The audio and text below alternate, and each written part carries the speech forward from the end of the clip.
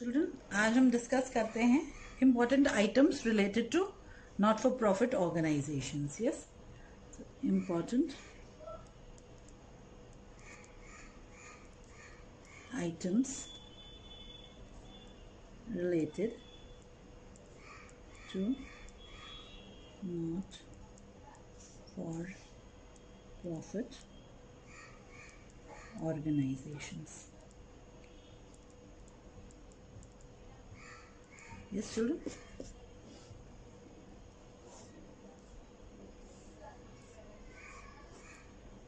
Now let's understand. ये जो not for profit organisations हैं, उनके जो आइटम्स हैं, है ना, कुछ इनकम्स हैं, कुछ एक्सपेंसेस हैं जिनकी कुछ यूनिकनेस है. ठीक है, आपको नजर आएगी कि कुछ डिफरेंट है ना. तो हम उनको डिस्कस करते हैं. Yes, first item that we discuss is subscriptions.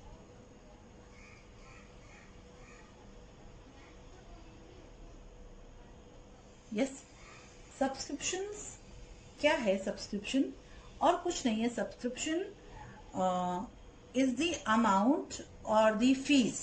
ठीक है, it is membership fees. Membership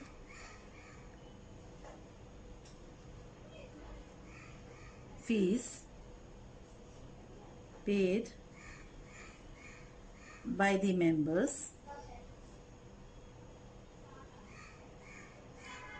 on a periodical basis.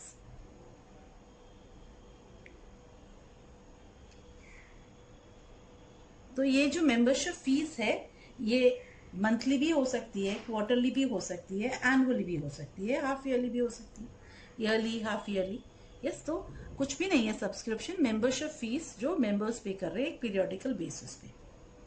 ठीक है. Yes children, so we understand that subscription क्या है? मेजर सोर्स ऑफ इनकम है नॉन प्रॉफिट ऑर्गेनाइजेशंस की. अब ये कहाँ कहाँ रिकॉर्ड होती है? ये रिसिप्ट्स एंड पेमेंट्स अकाउंट में रिकॉर्ड होती है. The amount of subscription received will be recorded on the debit side of receipts and payments account. तो रिसिप्ट्स एंड पेमेंट्स अकाउंट के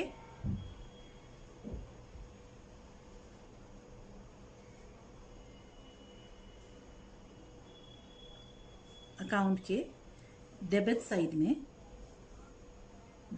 में सब्सक्रिप्शंस रिकॉर्ड होगी. To subscriptions. यस चिल्ड्रन, अब subscriptions हो सकता है पिछले साल की रिकॉर्ड हो जो नहीं थी. आउटस्टैंडिंग फॉर प्रीवियस ईयर भी आ सकती है. ठीक है ना. तो actual amount of subscription received है ना, वो यहां रिसीव्ड होगी, है ना. एक्चुअल अमाउंट रिसीव्ड, ये करंट ईयर से भी रिलेटेड हो सकता है, कुछ पिछले साल से भी रिलेटेड हो सकता है. कोई आउटस्टैंडिंग रह गया हो, कुछ बाकी रह गया हो पिछले साल का जो नहीं आया. यस, और कुछ सब्सिक्वेंट ईयर यानी नेक्स्ट ईयर से भी रिसीव्ड हो के लिए भी हो सकता है. कोई एडवांस मिल गया हो हमें. Yes, got it. और कहाँ आएंगी ये? Income and expenditure account. Income and expenditure account. Income and expenditure account के क्रेडिट साइड में यानी इनकम साइड में सब्सक्रिप्शन सिखाएंगे.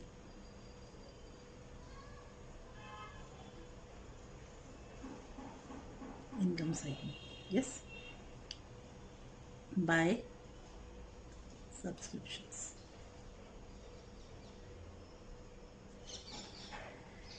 ये आफ्टर एडजस्टमेंट होगा. ठीक है. Yes, subscription after adjustment. तो सब्सक्रिप्शन एडजस्टेड सब्सक्रिप्शन आएगी. तो एडजस्टेड सब्सक्रिप्शन क्या होती है और कैसे निकालेंगे हम? यस, कैलकुलेट करना देखिए हम. तो हम कंप्यूटेशन देखते हैं सब्सक्रिप्शन का.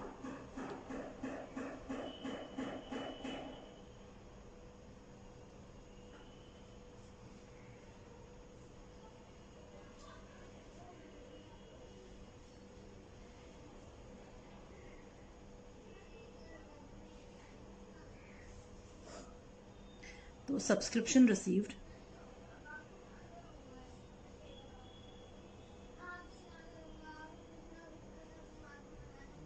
यस, जो सब्सक्रिप्शन रिसीव्ड हुई है ड्यूरिंग द ईयर, ठीक है, उसमें उस अमाउंट में हम ऐड करेंगे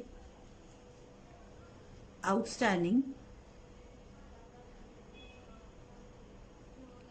फॉर करंट ईयर। जो करंट ईयर की सब्सक्रिप्शन अभी तक हमें नहीं मिली है, yes, outstanding subscription for current year add करेंगे। और हम ऐड करेंगे advance subscription for current year that was received in previous year. पिछले साल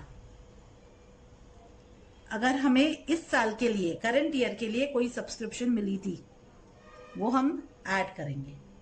यस, हम लेस क्या करेंगे, हम लेस करेंगे outstanding subscription for previous year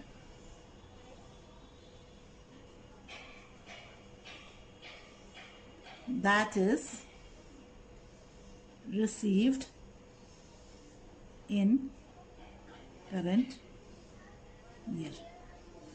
पिछले साल के लिए अगर इस साल में हमें कोई सब्सक्रिप्शन मिली है, ये जो सब्सक्रिप्शन रिसीव्ड है, इसमें अगर पिछले साल का कोई पैसा है तो वो हम लेस कर देंगे।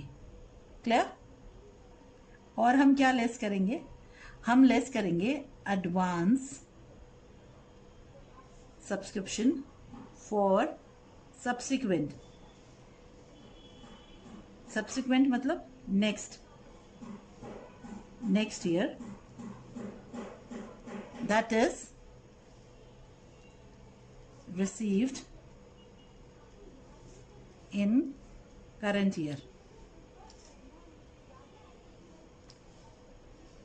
समझे?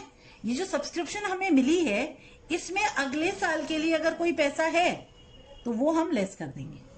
तो हमारे पास क्या आएगा, हमारे पास आएगी करंट ईयर सब्सक्रिप्शन।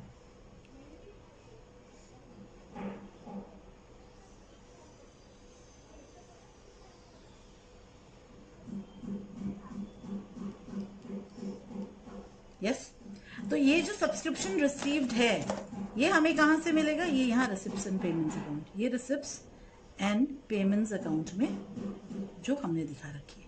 और ये करंट ईयर की सब्सक्रिप्शन हम कहाँ दिखाएंगे, इनकम एंड एक्सपेंडिचर अकाउंट में। यस चिल्ड्रन, समझ आया? क्लियर है ये? यस। अब बैलेंस शीट में कैसे आएगा, एक तो ओपनिंग बैलेंस शीट बनाएंगे हम और एक क्लोजिंग बैलेंस शीट। तो ओपनिंग बैलेंस शीट यानी पिछले साल की क्लोजिंग बैलेंस शीट। जो पिछले साल की बैलेंस शीट है वो करंट ईयर के लिए क्या कहलाएगी, opening balance sheet. Balance sheet के दो साइड्स होते हैं, असेट्स और लायबिलिटीज। तो बैलेंस शीट के असेट साइड में तो आउटस्टैंडिंग सब्सक्रिप्शन आती है,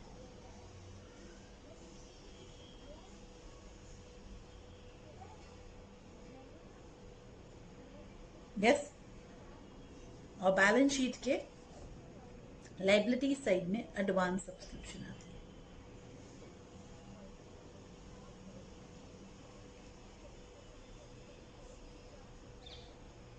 अब जो क्लोजिंग बैलेंस शीट बनाएंगे हम,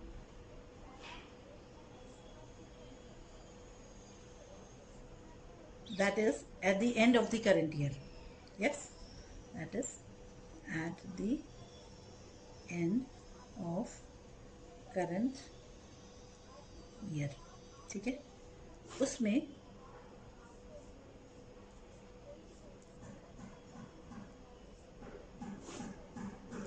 लायबिलिटीज में आएगी एडवांस सब्सक्रिप्शन, जो किससे रिलेटेड है, एंड ऑफ द ईयर में जो है ना।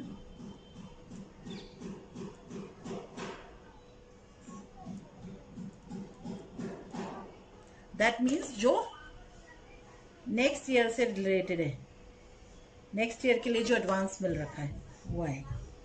Yes, outstanding subscription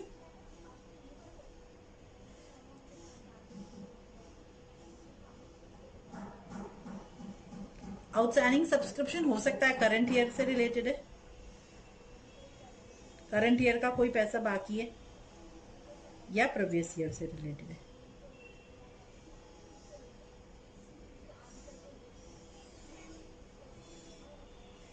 got it? पिछले साल का 800 रुपया बाकी था, 600 ही मिला इस साल में, 600 ही रिसीव हुआ, तो 200 अभी तक बाकी है, तो वो आउटस्टैंडिंग फॉर प्रीवियस ईयर है। करंट ईयर का 1000 रुपीज नहीं आया अभी तक, तो वो आउटस्टैंडिंग फॉर करंट ईयर है। यस, टोटल कितना हो गया? 1200 हो गया आउटस्टैंडिंग। Got it? समझ आया है subscription? Yes children, yes children, now we'll see the second item, that is consumable stores.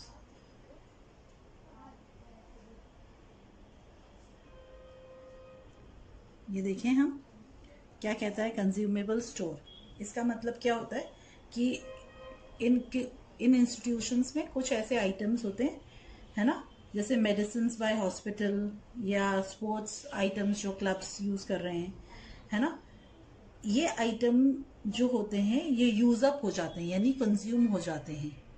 ठीक है, इनके ओपनिंग और क्लोजिंग बैलेंसेस गिवन होते हैं, और हम इनका क्या निकालते हैं? कंजम्पशन, मतलब कितना हमने यूज अप किया है इस साल में।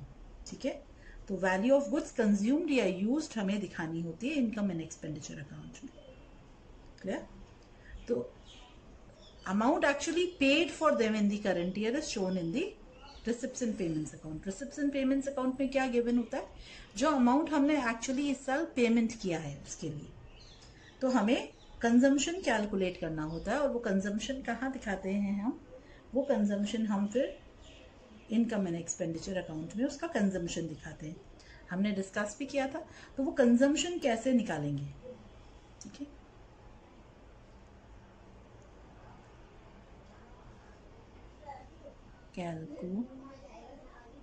Calculation of consumption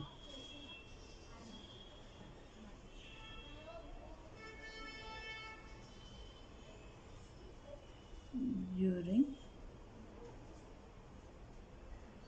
the year. किसका कंजम्पशन? कंज्यूमेबल्स का। ठीक है, तो इसका कैलकुलेशन हम कैसे करेंगे? Yes, let's see. Yes student, तो आपको क्या गिवन होगा? आपको गिवन होगा द अमाउंट पेड, क्योंकि आपका जो रिसिप्ट्स एंड पेमेंट्स अकाउंट है वो क्या दिखाएगा?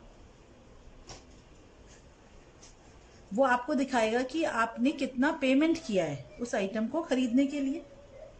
यस, तो payment made in the current year will be shown और given to you in the receipts and payments account. तो आप क्या करेंगे? Payment made during the year, या फिर आप ऐसे लिखोगे कि टू से मेडिसिन, ठीक है, परचेज्ड या पेड ड्यूरिंग द ईयर। ठीक है, तो पेमेंट गिवन है आपको कितना किया। इसमें आप क्या ऐड करोगे? आपको निकालना है कि इस साल में हमने परचेज कितना किया। तो परचेजेस आपको पता है दो तरह से हो सकती है, कैश भी हो सकती है, क्रेडिट भी हो सकती है। तो आप क्या करोगे? इसमें ऐड करोगे आप, है ना, आप ऐड करेंगे इसमें क्लोजिंग क्रेडिटर्स या फिर outstanding at the end of the year. हम क्या कहेंगे? क्लोजिंग क्रेडिटर्स या फिर outstanding at the end of the year जो है उसको हम ऐड कर देंगे। ठीक है, फिर हम क्या ऐड करेंगे? हम ऐड करेंगे एडवांस टू सप्लायर्स। हो सकता है हमने सप्लायर्स को कोई एडवांस दिया है,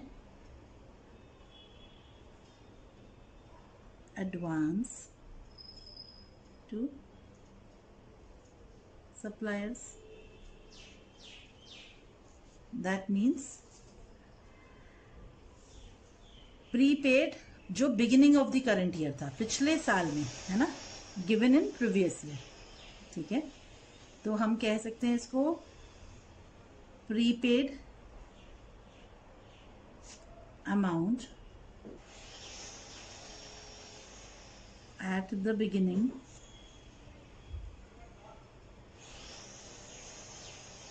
of current year, यानी पिछले साल में, advance to suppliers in previous year. इसको और हम क्या कह सकते हैं, इसको हम कह सकते हैं prepaid amount at the beginning of current year. ये हम ऐड कर देंगे।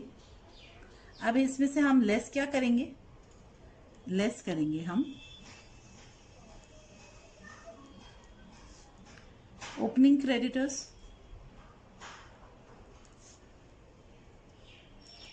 ओपनिंग क्रेडिटर्स को हम क्या कह सकते हैं, और हम कह सकते हैं outstanding at the beginning of current year.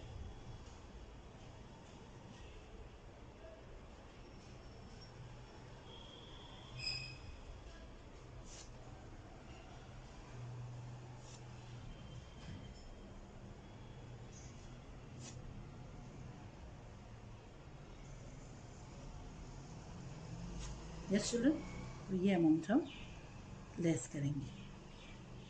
और हम क्या लेस करेंगे, हम लेस करेंगे advance to suppliers, yes advance to suppliers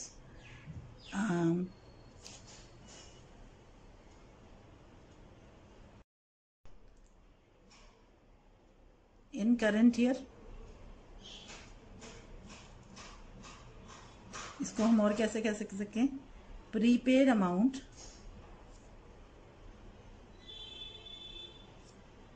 eight the end of current year. Yes children, जब हम ये कर लेंगे, ये वर्किंग करेंगे, तो जो फिगर हमारे पास आएगी उसको हम क्या करेंगे, हम उसको कहेंगे purchase, total purchase, yes purchase during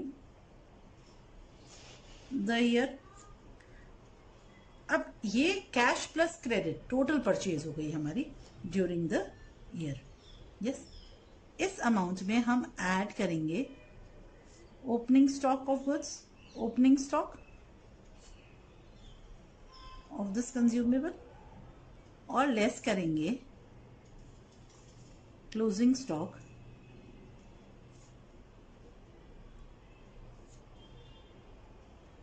तो हमारे पास क्या आएगा, हमारे पास कंजम्पशन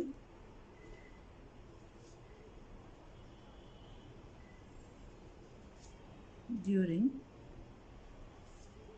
द ईयर आ जाएगा, बैलेंसिंग फिगर। यस चलो, गॉट इट, समझ आया है। तो जो पेमेंट हमने किया है, यानी जो रिसेप्शन पेमेंट्स अकाउंट का जो बैलेंस आया है हमारे पास गिवन है, रिसेप्शन पेमेंट्स अकाउंट में जो पेमेंट्स में गिवन है, उसमें हम ऐड करेंगे क्लोजिंग क्रेडिटर्स, यस, और ओपनिंग प्रीपेड। ये ओपनिंग हो गया, क्लोजिंग क्रेडिटर्स, और ये at the beginning of the year को हम क्या कह सकते हैं, ओपनिंग भी कह सकते हैं, ठीक है, ओपनिंग प्रीपेड्स। और हम लेस करेंगे ओपनिंग क्रेडिटर और closing amount of prepaid eight the end of current year, तो हम क्लोजिंग भी कह सकते हैं। तो हमारे पास आ जाएगा परचेज। ये परचेज कैसी हो गई, cash purchase plus credit purchase, that means total purchase. Yes, इसमें हम opening stock of this add करेंगे और क्लोजिंग स्टॉक डिडक्ट करेंगे, क्योंकि क्लोजिंग स्टॉक तो हम नेक्स्ट ईयर कंज्यूम करने वाले हैं, वो इस ईयर कंज्यूम नहीं हुआ है, तो हम इसमें इंक्लूड नहीं कर सकते। तो कंजम्पशन ड्यूरिंग द ईयर आया, जो हम इनकम एंड एक्सपेंडिचर अकाउंट के एक्सपेंडिचर्स में दिखा सकते हैं। यस चिल्ड्रन, गॉट इट, समझ आ गया consumable, thank you. Yes children, the next item is life membership fees. Okay, life membership fees is nothing but it is non-recurring in nature. The third is life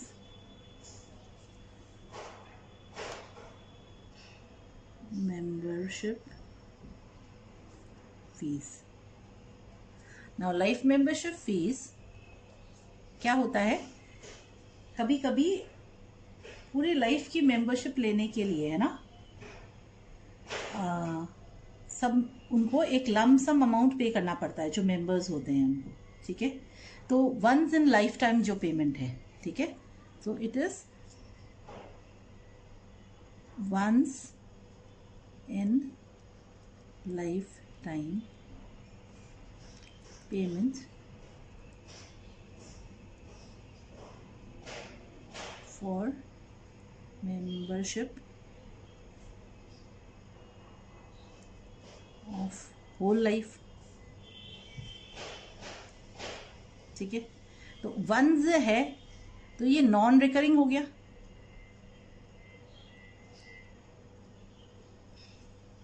in nature, yes children. अगर non recurring nature का तो ये किस तरह का हुआ, capital हो गया, कैपिटल नेचर हो गया ना, कैपिटल नेचर हो गया, रेवेन्यू नेचर आइटम नहीं है, कैपिटल नेचर आइटम हो गया, ठीक है। It's a capital receipt, yes children. क्योंकि हर बार नहीं करना, उन्हें सिर्फ एक बार पे करना है, यस, ओनली वंस, ठीक है। तो ये क्या हुआ, अगर ये कैपिटल नेचर है तो इनकम एक्सपेंडिचर अकाउंट में तो नहीं आएगा, तो कहाँ आएगा, यस, इसको हम या तो हम ऐड कर देंगे, either it is added to, क्या था, either added to capital fund और shown separately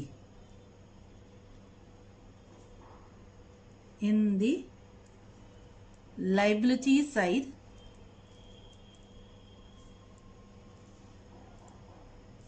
of the balance sheet। Receipt है तो रिसिप्ट साइड में तो आएगा ही, बट इनकम एक्सपेंडिचर अकाउंट में नहीं आके या तो कैपिटल फंड में हम ऐड कर देंगे, या फिर अलग से, या तो हम ऐड करेंगे इसको कैपिटल फंड में, या फिर इसको अलग से शो करेंगे लाइबिलिटी साइड में बैलेंस शीट के। क्लियर, समझ में आ गया लाइफ मेंबरशिप फीस क्या होता है, क्यों होता है इसका ऐसा treatment, yes children. Next is entrance fees,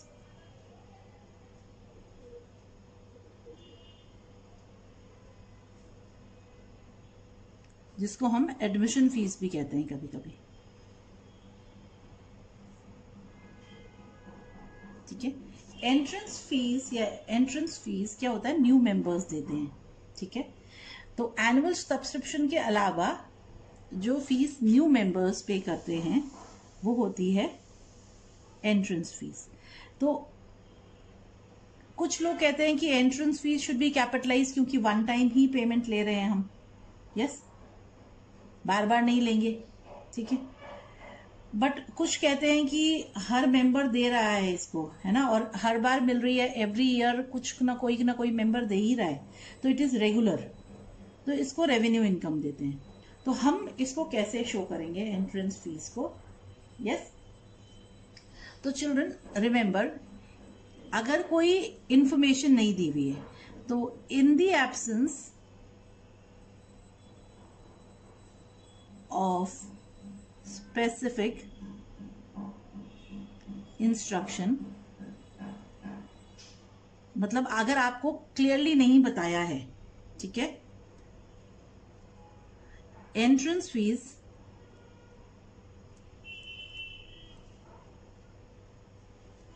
is treated as revenue receipt,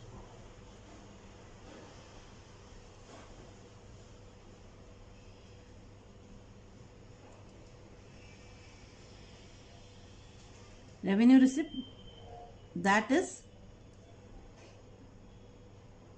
shown on the income side, that is the credit side of income and expenditure account।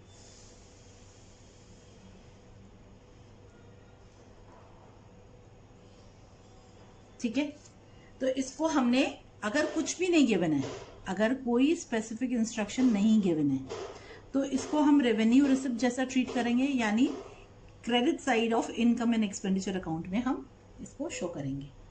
Clear है? Yes. But if an instruction is given, yes, to treat it as capital receipt, अगर आपको specially बोला है कि इसको capital receipt जैसा treat करना है, yes, then it is shown on the liabilities side of the balance sheet.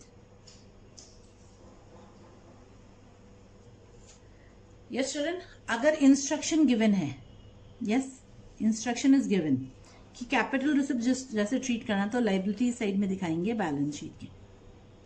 Understood है? एंट्रेंस फीस क्लियर है? Yes children. नेक्स्ट आइटम है हमारा legacy. Yes,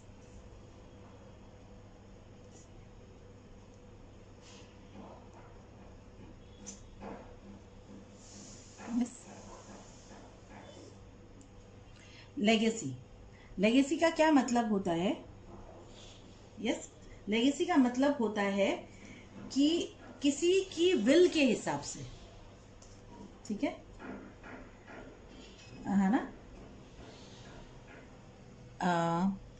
amount received as per the will समझते हैं ना हम, जो वसीयत करते हैं, ठीक है, of a deceased person.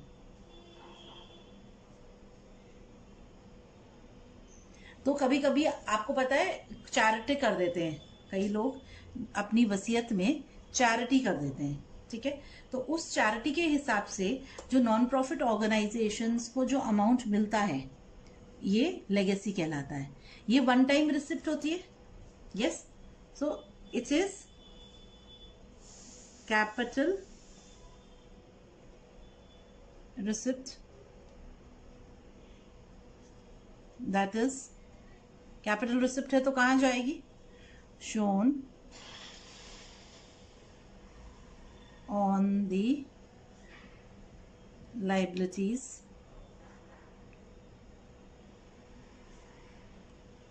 Side of the balance sheet.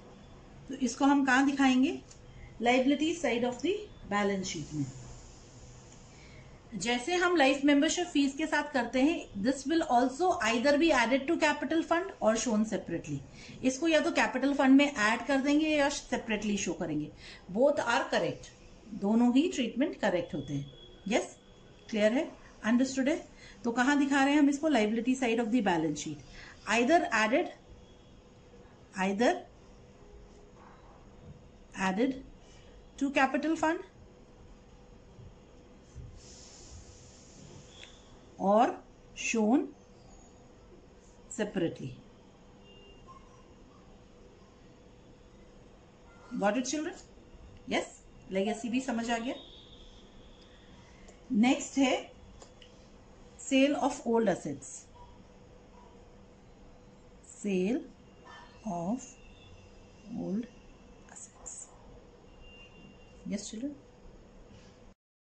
Now children, whenever an old asset is sold, जब पुराना असेट हम बेचेंगे, ठीक है, कुछ असेट्स हैं जैसे फर्नीचर खराब हो गया या अब हमें सेल करके दूसरा चेंज करना है, ऐसे कोई भी असेट जब हम सेल करेंगे, तो सेल करने के बाद हम अमाउंट रियलाइज करेंगे, सेल करके जो पैसा आता है, यानी जो अमाउंट हमने रियलाइज किया है, जो पैसा आया है, उस अमाउंट को हम क्या करेंगे? हम उसको कंपेयर करेंगे किससे? हम उसको कंपेयर करेंगे book value of the asset से, ठीक है। तो जब हम कंपेयर करेंगे तो हम क्या असरटेन कर रहे हैं, क्यों हम कंपेयर कर रहे हैं, तो प्रॉफिट या लॉस ऑन सेल देने के लिए, ठीक है। तो first the book value and the selling price of the asset sold are compared, ठीक है। सबसे पहले हम ये कंपेयर कर रहे हैं, फिर प्रॉफिट और loss on sale is ascertained, ठीक है। तो हमने फाइंड आउट किया कि प्रॉफिट हुआ या लॉस हुआ सेल में, ठीक है। अगर प्रॉफिट है तो क्या होगा, profit credited to income and expenditure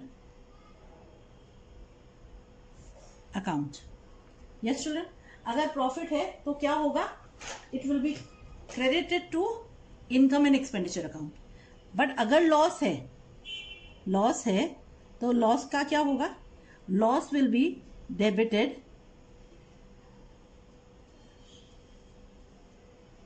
to income and expenditure account. Got it children. तो प्रॉफिट है तो वो इनकम एक्सपेंडिचर अकाउंट में क्रेडिट हुआ, बट अगर लॉस है सेल पे तो वो डेबिट हुआ इनकम एंड एक्सपेंडिचर अकाउंट में। क्लियर, समझ आ गया यहां तक। फिर द बुक वैल्यू, अब असेट डिक्रीज हो गया, हमारे पास 20,000 के फर्नीचर थे, उसमें से 5,000 के हमने सेल कर दिए। अब कितने बच गए, जो हमारी क्लोजिंग बैलेंस शीट है यानी करंट ईयर की जो बैलेंस शीट है उसमें हम कितना दिखाएंगे, हम 15,000 की दिखाएंगे furniture.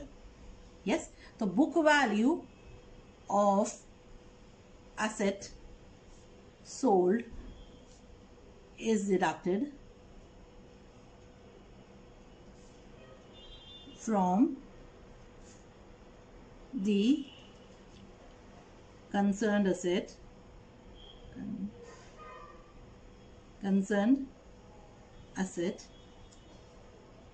in the balance sheet. Got it? Yes children. तो हम बैलेंस शीट में कौन सी वैल्यू दिखाएंगे, है ना, जो वैल्यू ऑफ एसेट है ना, तो हम क्लोजिंग बैलेंस दिखाएंगे, क्लोजिंग बैलेंस ऑफ एसेट ही दिखाएंगे। क्लियर है, अंडरस्टूड है, ये समझ में आया है। The next item is donation. Donation क्या होता है, ये जो इंस्टीट्यूशंस होते हैं नॉट फॉर प्रॉफिट इंस्टीट्यूशन है, यानी चैरिटेबल इंस्टीट्यूशंस होते हैं। तो डोनेशन इनको मिलता रहता है टाइम टू टाइम, ठीक है ना। ये जो डोनेशन है इसको हम दो में क्लासिफाई कर सकते हैं। यस, डोनेशन को हम दो में क्लासिफाई कर सकते हैं, general donation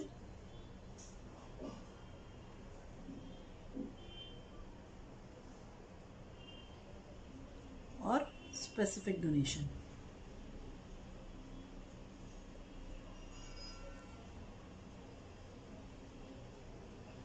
yes children, general donation क्या होता है, ये generally comparatively smaller amounts of money received होता है, ठीक है ना। तो इसमें जो डोनर होता है ना, donor does not specify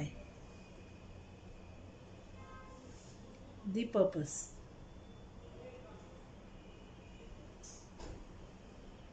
for which the donation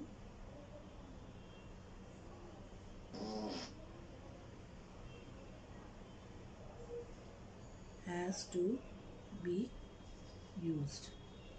Yes, जब डोनेशन की पर्पस यानी किस काम के लिए डोनेशन दिया है, किस पर्पस के लिए यानी किस उद्देश्य से डोनेशन दिया गया है, किस चीज के लिए हम ये पैसा यूटिलाइज करेंगे, इसको यूज करेंगे, इस पैसे को, वो स्पेशली मेंशन नहीं है, यानी वो बताया नहीं गया है, तो उसको जनरल डोनेशन कहते हैं।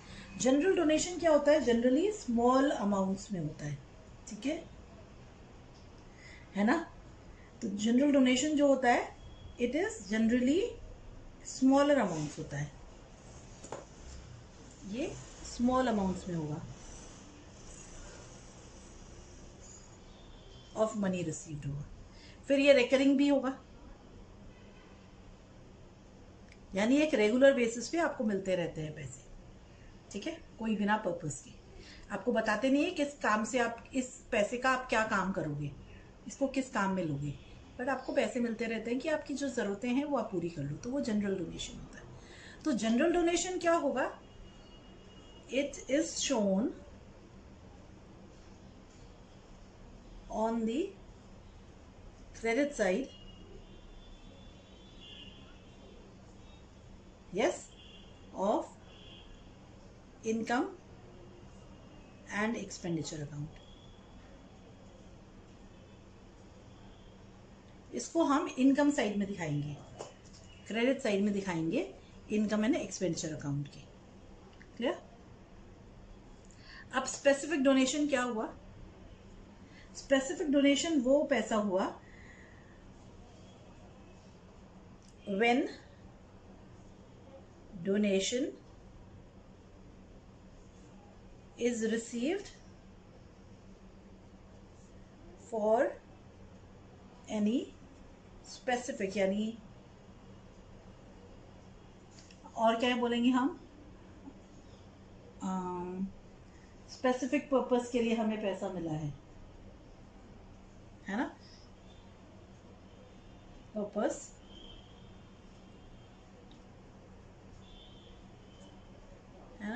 लाइक बिल्डिंग कंस्ट्रक्शन,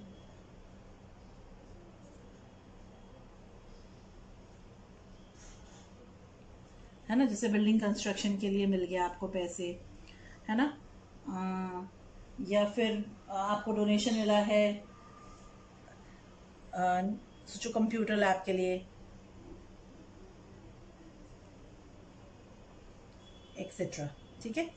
इस तरह से कोई स्पेशल काम करने के लिए, एक स्कूल को, एक नॉर्मल स्कूल था छोटा सा, उसको डोनेशन मिला है गवर्नमेंट स्कूल को कंप्यूटर लैब के लिए, या एक क्लब था, क्लब हाउस, उसको नई बिल्डिंग बनाने के लिए डोनेशन मिला है, ठीक है। तो ये पैसा उसको किसके लिए यूज करना पड़ेगा? बिल्डिंग कंस्ट्रक्शन करने के लिए ही, ठीक है।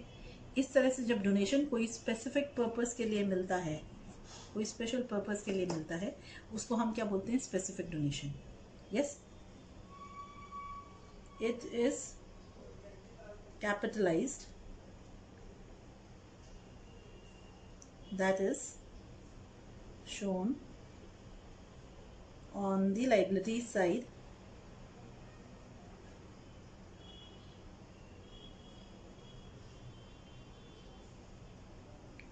ऑफ द बैलेंस शीट, यानी बैलेंस शीट के हम लाइबिलिटी साइड में उसको दिखाते हैं। Got it, children? Next is payment of honorarium।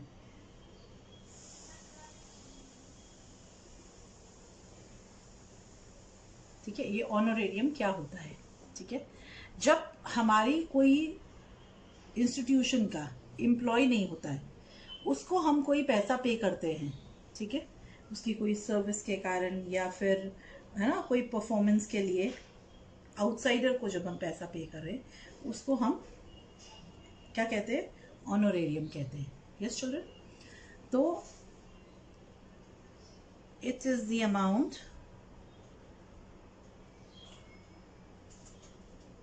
paid to persons outside the institution.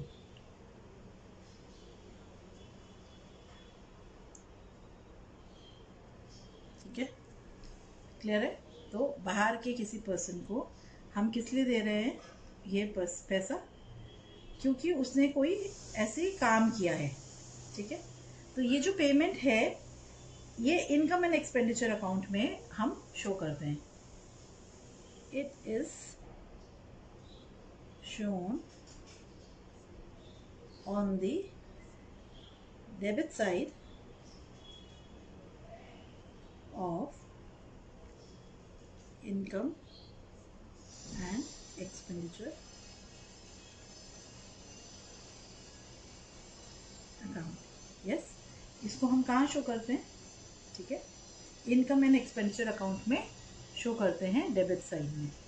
क्यों? क्योंकि इसको हम रेवेन्यू मानते हैं। इसको हम कैसी मानते हैं? Revenue expense.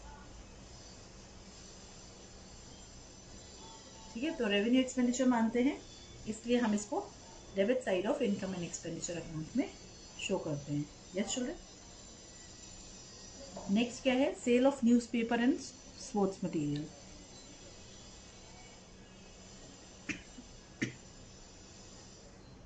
Excuse me.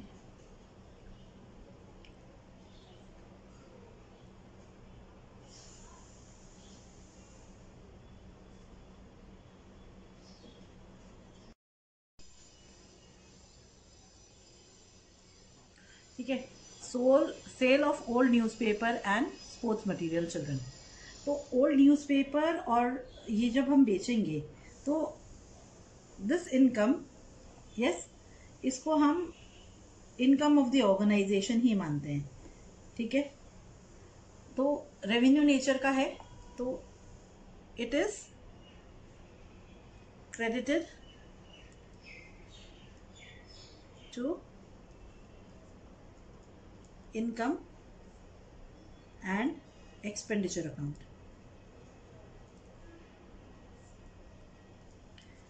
रद्दी हो गई ना, सेल ऑफ ओल्ड न्यूज़पेपर्स, ये ओल्ड न्यूज़पेपर्स ही हो गए।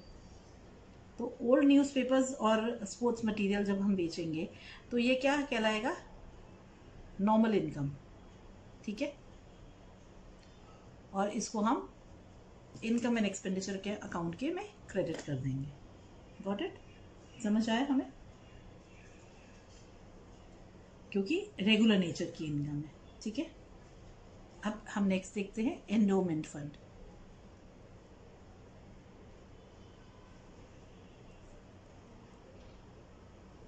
ठीक है, एंडोमेंट फंड क्या होता है? ये वो फंड है विच अराइजेस फ्रॉम गिफ्ट और बीक्वेस्ट। ठीक है ना? तो this income arises from gift or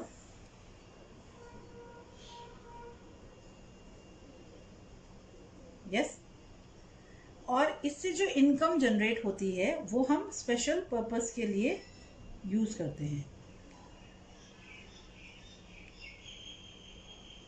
it is utilized for a special purpose. Special बोले या स्पेसिफिक बोले?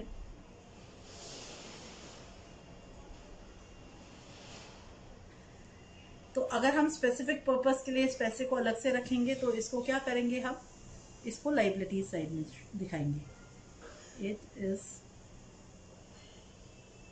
Shown on the liabilities side of the balance sheet। तो इसको हम कहाँ दिखाते हैं? लाइबिलिटी के साइड में, बैलेंस शीट के लाइबिलिटी साइड में। क्लियर? क्यों? क्योंकि ये गिफ्ट है और इसका पर्पस स्पेसिफिक है। स्पेसिफिक पर्पस के लिए यूज करेंगे तो हम जनरली यूज नहीं कर सकते, रेगुलर नहीं हुई ये चीज, नॉन रिकरिंग हो गई। कभी कभी ऐसे गिफ्ट मिलते हैं। यस चिल्ड्रन, अब हम डिस्कस करते हैं जनरल फंड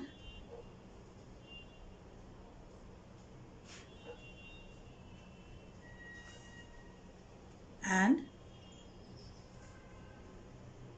स्पेसिफिक और स्पेशल फंड।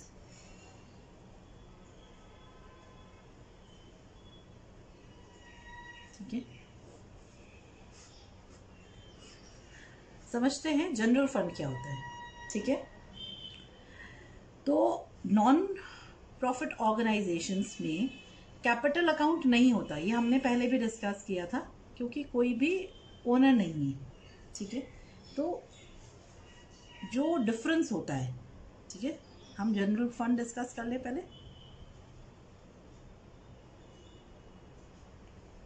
ठीक है, जो डिफरेंस होता है, the difference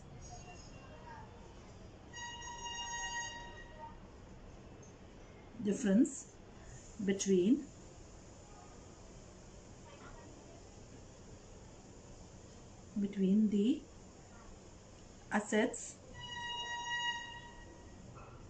and outside liabilities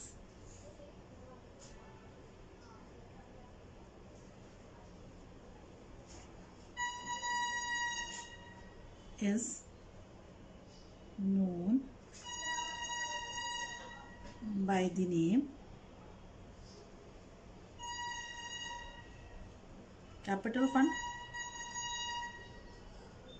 इसको हम जनरल फंड भी कह सकते हैं। ठीक है, तो असेट्स और आउटसाइड लाइबिलिटीज, एक्सटर्नल लाइबिलिटीज के बीच के डिफरेंस को हम यहाँ क्या कहते हैं? कैपिटल फंड कहते हैं। यस, जनरली हम जो प्रॉफिट ऑर्गेनाइजेशन होते हैं उसमें हम कैपिटल कहते हैं, बट यहाँ पे कैपिटल बोल के कुछ भी नहीं है। ठीक है, अब जो हमारी difference of income and expenditure होती है एवरी ईयर, वो इसी कैपिटल फंड में ट्रांसफर होती है। ठीक है, the difference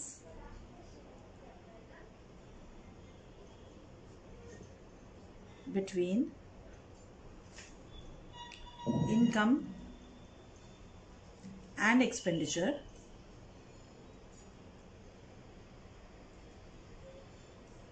is transferred to this fund every year। Clear है? तो जनरल फंड कैपिटल फंड को ही कहते हैं। कैपिटल फंड क्या होता है? Difference between assets and liabilities. So assets minus liabilities is equal to capital in general sense and capital fund when talking of not for profit organization। Clear है? तो इसको हम क्या कहते हैं? assets minus liabilities को हम क्या कहेंगे? assets minus liabilities is equal to capital, in this case capital fund। yes children, समझ आया ये? yes, क्लियर है ये चीज यहाँ पे हमें? ठीक है, अब स्पेशल फंड्स क्या होते हैं?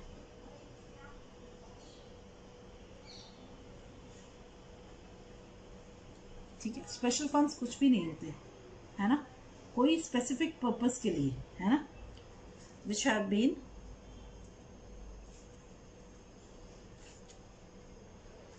created or constituted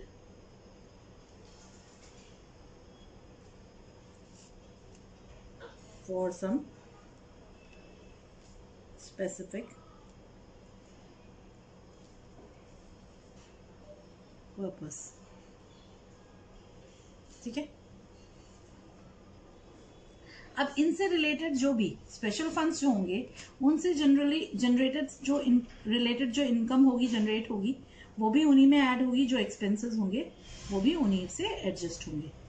ठीक है, यस, इनको कहाँ हम शो करेंगे? लाइबिलिटीज साइड में अलग से।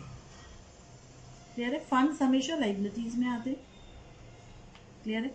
एग्जाम्पल ले हम इसका, जैसे एग्जाम्पल लें, मैच फंड, प्राइज फंड,